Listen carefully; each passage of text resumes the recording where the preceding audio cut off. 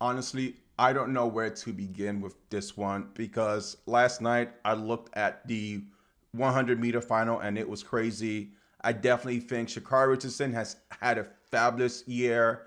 I mean, last year was a Ford Focus. This year is the Lamborghini. Davis, we predicted on this channel, will do incredibly well. She made it on the top three list in the 100 meters. So I want to talk to you guys about this. And I know it's kind of early, but let's look at the 4 by 100 going into Worlds and the possibilities. We could see Davis. I could see her in the first leg of that relay. She doesn't have that much experience in the relays at either the Olympics or Worlds. She's new. So I'd put her there based on what she's done. She's fast. She can get out the blocks. So Davis is first leg. Now, the next two, Steiner and Prandini, well, they haven't started the 200 meters yet. So these are wild cards. Again, any given Sunday, women's track and field, I am kind of sad that, guess what? Melissa Jefferson and, boy, that name is off my head. Tanisha Terry, TT Terry, did not make it. I'm kind of disappointed. I would have loved to see the same 4 by 100-meter relay. But hey, guys, any given Sunday women's track and field, Steiner and Prandini, again, they have to run that 200. That's coming up in a few hours. Hopefully, they make it. I could see Steiner at the second leg because the handoff and transition, she would just fly off the start.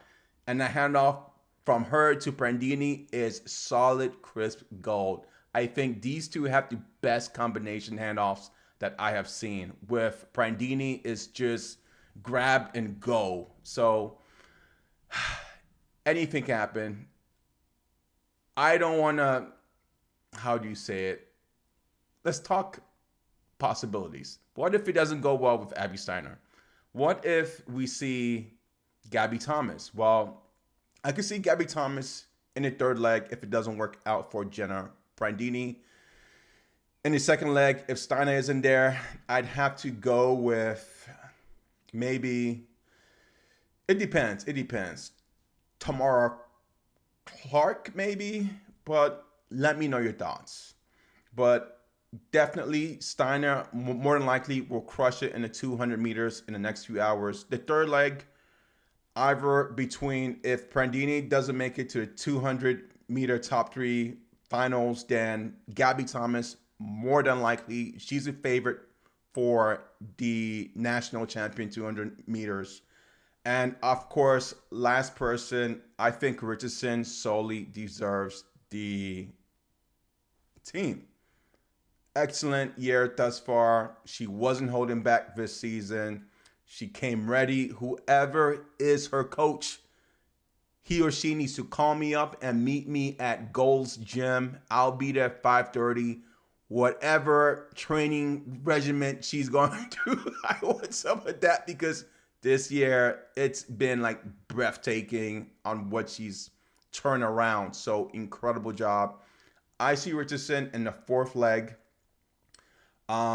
Just because I looked at her early relays and it doesn't seem as if there's any preparation in there. So I think putting her at the fourth leg, just to call it nicely, and I'm kind of stuttering with my words right now because, I want to use the right word, but I think she has that good follow through and finish to help the American team win this event and beat the Jamaicans. So that is what my top four for right now looks like. We got Davis at first leg, Abby Steiner at second, Jenna Prandini. If Jenna Prandini doesn't make it to top three, then Gabby Thomas. And Gabby Thomas does have relay experience. And I made a video back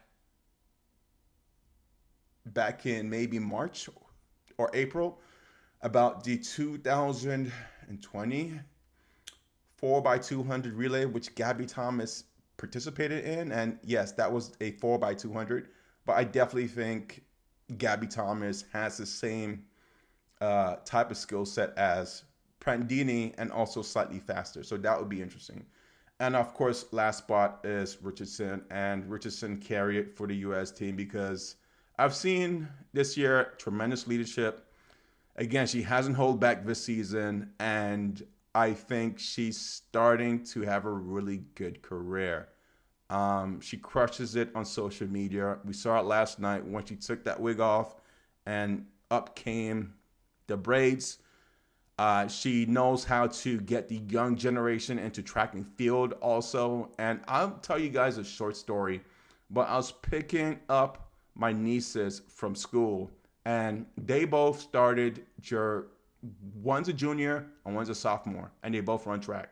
And I asked them, well, have you heard of Sydney McLaughlin Leveroni? Because I'm thinking, oh, Sydney is such a good role model, and they did not know who Sydney McLaughlin Leveroni is. And these nieces of mine, they've been running track for a long time. And for them to not know who Sydney is, and then I asked them, do you know who Abby Steiner is? And they had no idea. I was like, whoa. But you know who these nieces of mine recalled? They remembered Sha'Carri Richardson out of all the people. And I'm like, honestly, and based on last year, I was like, Sha'Carri Richardson. Why not Sydney? Sydney's but yeah, you cannot tell these young kids who they will favor because they look at who is much appealing. And if Sha'Carri Richardson makes them like track and field, you can't fight over that.